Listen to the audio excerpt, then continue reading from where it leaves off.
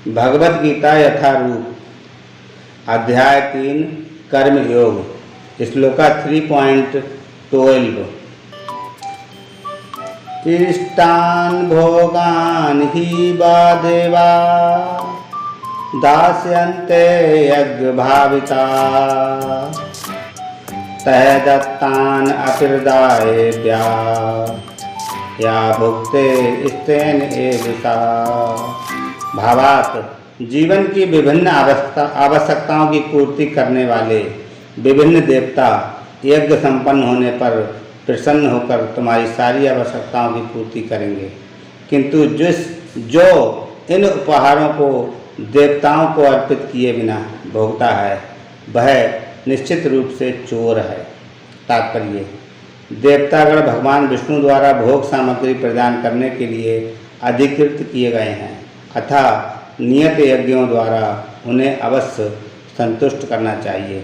वेदों में विभिन्न देवताओं के लिए भिन्न भिन्न प्रकार के यज्ञों की संस्तुति है, किंतु वे सब अंततः भगवान को ही अर्पित किए जाते हैं।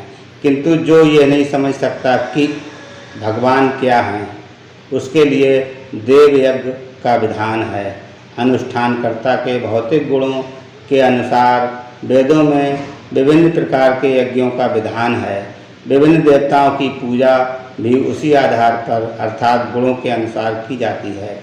उदाहरणार्थ मांसाहारियों को देवी काली की पूजा करने के लिए कहा जाता है, जो भौतिक प्रकृति की घोर रूपा हैं, और देवी के समक्ष पशु बलि का आदेश है। किंतु जो सतोगुणी हैं उनके लिए विष्णु की दिव्य पूजा बताई जाती है। अंततः समस्त यज्ञों का ध्येय उत्तरोत्तर दिव्य पद प्राप्त करना है। सामान्य व्यक्तियों के लिए कम से कम 5 यज्ञ आवश्यक हैं, जिन्हें पंच महायज्ञ कहते हैं। किंतु मनुष्य को ये जानना चाहिए कि जीवन की सारी आवश्यकताएं भगवान के देवता प्रतिनिधियों द्वारा ही पूरी की जाती हैं। कोई कुछ बना नहीं सकता। उदाहरणार्थ मानव समाज के भोज्य पदार्थों को लें। इन भोज्य पदार्थों में शाकाहारियों के लिए अन्न, फल, साग, दूध, चीनी आदि हैं, तथा मांसाहारियों के लिए मांस आदि, जिनमें से कोई भी पदार्थ मनुष्य नहीं बना सकता। एक और उदाहरण लें, यथा ऊष्मा, प्रकाश, जल, वायु आदि जो जीवन के लिए आवश्यक है, इनमें से किसी को बनाया नहीं जा सकता। परमेश्वर के बिना न तो प्रचुर प्रकाश मिल सकता है, न चांदनी, वर्षा या प्रातःकालीन समीर ही, जिनके बिना मनुष्य जीवित नहीं रह सकता।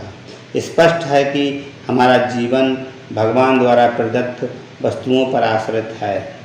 यहाँ तक कि हमें अपने उत्पादन उद्यमों के लिए अनेक कच्चे मालों की आवश्यकता होती है, तथा धातु, गंधक, पारद, मैग्नीज तथा अन्य अनेक आवश्यक वस्तुएं, जिनकी पूर्ति भगवान के प्रतिनिधि इस उद्देश्य से करते हैं कि हम इनका समुचित उपयोग करके आत्म साक्षात्कार के लिए अपने आप को स्वस्थ एवं पुष्ट बनाएं, जिससे जीवन का चरम लक्ष्य अर्थात भौतिक जीवन संघर्ष से मुक्ति प्राप्त हो सके। यज्ञ संपन्न करने से मानव जीवन का ये लक्ष्य प्राप्त हो जाता है। यदि हम जीवन उद्देश्य को भूल कर भगवान के प्रतिनिधियों से अपनी इंद्रिय तृप्ति के लिए वस्तुएं लेते रहेंगे और इस संसार में अधिकाधिक फंसते जाएंगे, जो कि सृष्टि का उद्देश्य नहीं है, तो निश्चित ही हम चोर हैं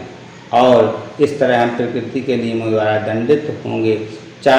चोरों का समाज कभी सुखी नहीं रह सकता, क्योंकि उनका कोई जीवन लक्ष्य नहीं होता। भौतिकवादी चोरों का भी कोई जीवन लक्ष्य नहीं होता। उन्हें तो केवल इंद्रिय तृप्ति की चिंता रहती है। वे नहीं जानते कि यज्ञ किस तरह किए जाते हैं, किंतु चैतन्य महाप्रभु ने यज्ञ संपन्न करने की सरलतम विधि का प्रवर्तन किया। यह है संकीर्तन यज्ञ, जो संसार के किसी भी व्यक्ति द्वारा जो कृष्ण भावनामृत के सिद्धांतों को अंगीकार करता है, संपन्न किया जा सकता है। हरे कृष्णा।